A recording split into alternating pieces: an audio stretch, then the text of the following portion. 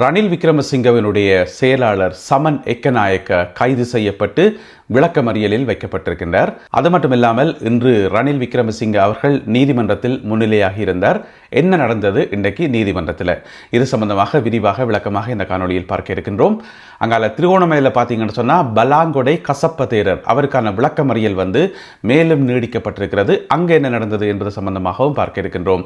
முன்னாள் ஜனாதிபதி கோத்தாபய ராஜபக்சவை விசாரணைக்கு வரும்படி அழைப்பாணை அனுப்பி வைக்கப்பட்டிருக்கிறது. அது குறித்த விவரங்களையும் இப்படியாக இன்றைக்கு ஒரே பரபரப்பான செய்திகள் தான், எல்லாவற்றையும் தொகுத்து இந்த காணொலியில் பார்க்கலாம். தமிழடியான் சொந்தங்கள் அனைவருக்கும் வணக்கம். வாருங்கள் காணொலிக்குள் போகலாம். முன்னாள் ஜனாதிபதி ரணில் விக்ரமசிங்க அவர்களுக்கு இன்றைக்கு வழக்கு கொழும்பு கோட்டை நீதவான் நீதிமன்றத்தில் வழக்கு. அவர் இன்றைக்கு நீதிமன்றத்துக்கு வந்திருந்தவர். அவர் வரைக்குள்ள அவருடைய ஆதரவாளர்கள் நிறைய பேர் திரண்டு வந்திருந்தார்கள். ஏராளமான ஊடகவியலாளர்கள், ஒரு பிட்டியூர் படையே வந்திருந்தது என்று சொல்லலாம். அப்போ நீதிமன்றத்தில் முன்னிலையாகின்றார் முன்னாள் ஜனாதிபதி ரணில் விக்ரமசிங்க. இன்றையோட நீதவான் நீதிமன்றத்தில் இந்த வழக்கு ஒரு முடிவுக்கு வரும் என்று சொல்லப்பட்டது. சொன்னபடியே பார்த்தீங்கன்னு சொன்னால் நீதவான் நீதிமன்றத்தில், அதாவது கொழும்பு கோட்டை நீதவான் நீதிமன்றத்தில் இன்றைக்கு அந்த வழக்கு முடியுது. இதுக்கு மேலே அவரை விசாரிக்கிறதுக்கு அங்கே ஒன்றுமே இல்லை என்று சொல்லி, அப்போ அடுத்த கட்டம் என்ன, அவருக்கான தீர்ப்பு என்ன, தண்டனை என்னன்னு கேட்டிங்கன்னு சொன்னால் அதை உயர் நீதிமன்றம் தான் முடிவெடுக்கும் என்று சொல்லி இந்த வழக்கு அடுத்ததாக உயர் நீதிமன்றத்துக்கு செல்ல இருக்கின்றது.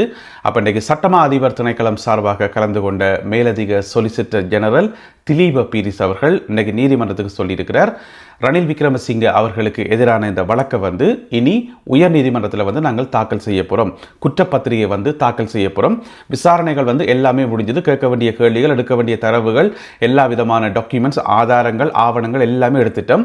அடுத்த கட்டமாக குற்றப்பத்திரிகை தாக்கல் செய்யப்பட இருக்கிறது உயர் நீதிமன்றத்தில் என்று சொல்லி. ஏனென்று சொன்னால் நீதிமன்ற நடவடிக்கைகள் அப்படித்தான் போகும், கட்டமாக போகும். அப்போ மஜிஸ்ட்ரேட் கோர்ட்டில் இருந்து இப்போ கேஸ் ஹை கோர்ட்டுக்கு போகுது. மஜிஸ்ட்ரேட் கோர்ட்டில் பார்த்தீங்கன்னு சொன்னால் சிங்கிள் பெஞ்ச் அல்லது சிங்கிள் ஜட்ஜ் என்று சொல்றது ஒரு நீதிபதி தான் இருப்பார். இவ்வளவு காலம் இந்த கேஸை ஒரு நீதிபதி தான் விசாரித்து கொண்டு வந்தவர். அவருடைய பேர் இசுரு நெத்திக்குமார, நீதவான் இசுரு நெத்திக்குமார. அவர் தான் விசாரித்து கொண்டு வந்தவர். இனி ஹைகோர்ட்டுக்கு போகக்குள்ள அங்க என்ன நடக்கும் என்று சொன்னா, இனி 3 நீதிபதிகள் கொண்ட அமர்வு, 3 நீதிபதிகள் இருப்பினும் அந்த 3 பேருமே இந்த வழக்கை விசாரிப்பினும் பிறகு அவர்கள் தான் இறுதி முடிவெடுப்பார்கள். ரணில் விக்ரமசிங்கவுக்கு என்ன விதமான தண்டனை, என்ன விதமான தீர்ப்பு என்று சொல்லி அவர்கள் தான் இறுதி முடிவெடுப்பார்கள். இதுக்கிடையில் பார்த்தீங்கன்னு சொன்னால் இன்றைக்கு நீதவான் நீதிமன்றத்தில் முன்னிலையான மற்றும் ஒரு ஆளார் என்று பார்த்தீங்கன்னு சொன்னால் ரணில் விக்ரமசிங்க அவர்களுடைய செயலாளர் சமன் எக்கநாயக்க அவர் இன்றைக்கு கைது செய்யப்பட்டிருக்கின்றார். நீதிமன்றத்தால் கைது செய்யப்பட்டு பிப்ரவரி மாதம் 11ஆம் தேதி வரைக்கும் விளக்கமறியலில் வைக்கப்பட்டிருக்கின்றார். ஏனென்று சொன்னால் அவர்கிட்ட இருந்து இன்னும் நிறைய வாக்குமூலங்கள் எடுக்க வேண்டியிருக்குது, நிறைய விசாரணைகள் செய்ய வேண்டியிருக்கு சொல்லி. எனவே இந்த வழக்கில் சமன் எக்கநாயக்க கைது செய்யப்பட்டது ஒரு சில விஷயங்களை முட்கூட்டியே சொல்ற மாதிரி இருக்குது என்று சொல்லப்படுகிறது. ஏஞ்சலுங்க, அப்போ இந்த வழக்கில் பிரதானமாக குற்றஞ்சாட்டப்பட்டவர் ரணில் விக்ரமசிங்க. அதுக்கு அடுத்ததான் 2வது இடத்தில் இருக்கிறவர் தான் சமன் எக்கநாயக்க. அவரே கைது செய்யப்பட்டு விளக்கமறியலில் வைக்கப்பட்டிருக்கார் என்று சொன்னா, அப்ப ரணில் விக்ரமசிங்கவுக்கு எதிர்காலத்தில் என்ன நடக்கும் என்றது இங்க இருக்கக்கூடிய ஒரு பரபரப்பான விஷயமாக இருக்கிறது. எனவே மார்ச் மாதத்தில் உயர் நீதிமன்றத்தில் ரணில் விக்ரமசிங்க அவர்களுக்கு எதிராக குற்றப்பத்திரிகை தாக்கல் செய்யப்படும் என்று சொல்லி சட்டமா அதிபர் திணைக்களம் சார்பாக இன்று கொழும்பு கோட்டை நீதவான் நீதிமன்றத்துக்கு அறிவிக்கப்பட்டுள்ளது. அங்கால திருகோணமலை நீதவான் நீதிமன்றத்தில் இன்றைக்கு ஒரு பரபரப்பான வழக்கு நடந்தது. எங்கட கசப்பதேரர் இருக்கார் தானே, அதாவது சாதாரண கசப்பதேரர் இல்லை, வனவாசி பலாங்கொடை கசப்பதேரர். அவருக்கு இன்றைக்கு நீதிமன்றத்தில் வழக்கு நடந்து இன்றைக்கு பிணை கிடைக்கும் என்று சொல்லி அவர் உட்பட எல்லாருமே எதிர்பார்த்து கொண்டு வந்தவே நீதிபதி சொல்லிட்டார், இன்றைக்கும் பிணை தர முடியாது, திரும்பவும் போயிட்டு விளக்கமறியலில் இருங்கன்னு சொல்லி பிப்ரவரி மாதம் 2ஆம் தேதி வரைக்கும், செவ்வாய்க்கிழமை வரைக்கும் அவர்கள் விளக்கமறியலில் வைக்கப்பட்டிருக்கின்றார்.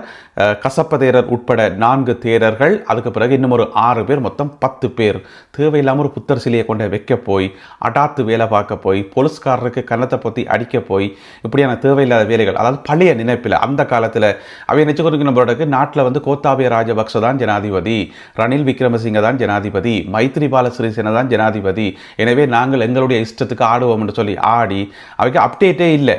இப்போ கட்டுநாயக்கா விமான நிலையத்துக்களால் வந்து போதைப்பொருள் கொண்டு வராக்கலன்னு கொண்டு வரினோம். அவைக்கு வந்து நாட்டில் ஆட்சி மாறினதே தெரியாது, போலீஸ் வந்து எவ்வளோ ஸ்ட்ரிக்டாக இருக்குன்னு சொல்லி அதுவும் தெரியாது. பழைய நினைப்பில் கொண்டு வந்து பிடிபடினம் தானே. அதே மாதிரி இவியலும் வந்து பழைய நினைப்பில் கொண்ட புத்தர் சிலையை வச்சு அட்டகாசம் செய்தது.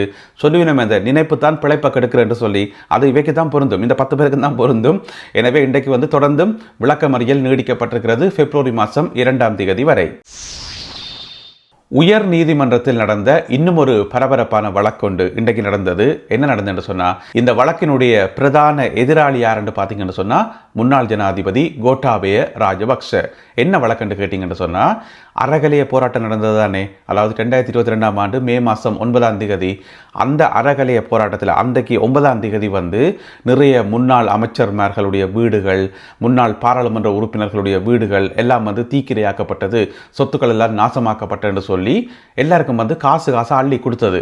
சாதாரண பொதுமக்களுக்கு இல்லை, அவைக்கு அமைச்சர்மாருக்கும் பாராளுமன்ற உறுப்பினர்களுக்கும். அது மட்டும் இல்லாமல் அரசாங்கத்துக்கு வேண்டப்பட்டாக்கள், கட்சி உறுப்பினர்கள் என்று சொல்லி பார்த்து பாராமல் இந்த ஒரு நிவாரணத்துக்கு கீழே, அதாவது அறகலைய போராட்டத்தில் சொத்துக்கள் எரிஞ்சு போச்சு என்று சொல்லி ஒரு டைட்டில் போட்டுட்டு அதுக்கு கீழே எல்லாருக்கும் காசு அள்ளி கொடுத்தது. அதில் நிறைய காசு அள்ளி கொடுத்தது ரணில் விக்ரமசிங்க, நிறைய பேருக்கு கொடுத்தவர் தானே. அப்போ சாதாரண மக்கள், பாதிக்கப்பட்ட மக்களுக்கு எந்த விதமான நிவாரணம் கிடையாது. அமைச்சர்மாருக்கும் பாராளுமன்ற உறுப்பினர்மாருக்கும் காசு அள்ளி கொடுத்தது. அந்த காசு எல்லாத்தையும் வந்து திரும்ப வாங்கி எடுக்கணும் என்று சொல்லி உயர் நீதிமன்றத்தில் ஒரு வழக்கு கொண்டு போடப்பட்டிருக்கிறது. ஒரு நல்ல ஒரு புண்ணியவான் வந்து அந்த வழக்கை போட்டுக்கார், யாருன்னு தெரியல. அப்போ அந்த வழக்கு வந்து இன்றைக்கு விசாரணைக்கு எடுத்துக்கொள்ளப்பட்டது.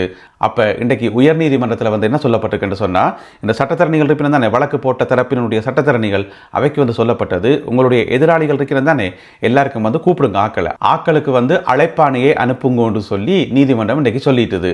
அந்த அடிப்படையில் பார்த்தீங்கன்னு சொன்னால் மற்ற பக்கம் எதிர்ப்பக்கம் இருக்கிறது யாருன்னு பார்த்தீங்கன்னு சொன்னால், முதலாவது முன்னாள் ஜனாதிபதி கோத்தாபய ராஜபக்ச, அவருக்கு தான் முதலாவது அழைப்பாணை.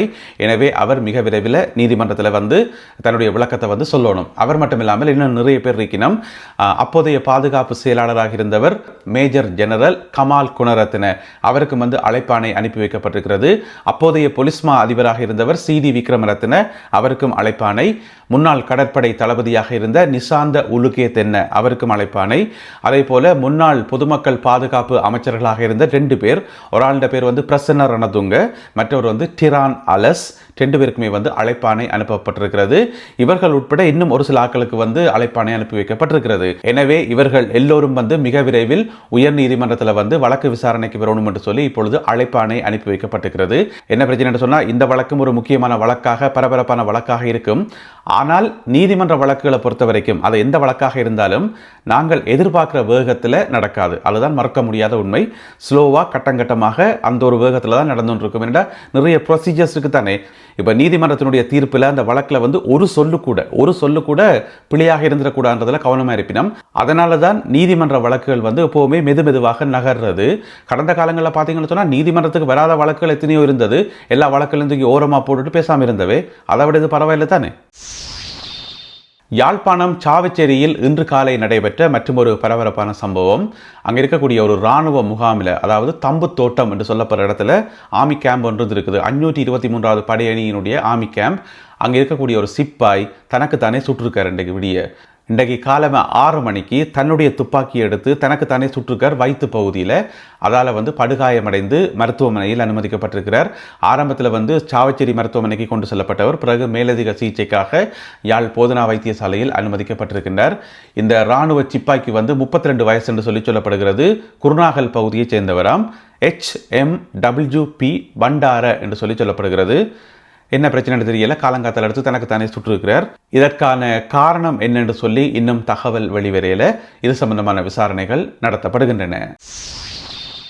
நல்லது அன்பான உறவுகளே, இத்துடன் இன்றைய செய்திகளும் தகவல்களும் நிறைவு பெறுகின்றன. இந்த காணொலியில் பகிர்ந்து கொள்ளப்பட்ட செய்திகள் தொடர்பான உங்களுடைய கருத்துக்களை மறக்காமல் கீழே எழுதுங்கள். மீண்டும் சந்திப்போம். நன்றி, வணக்கம்.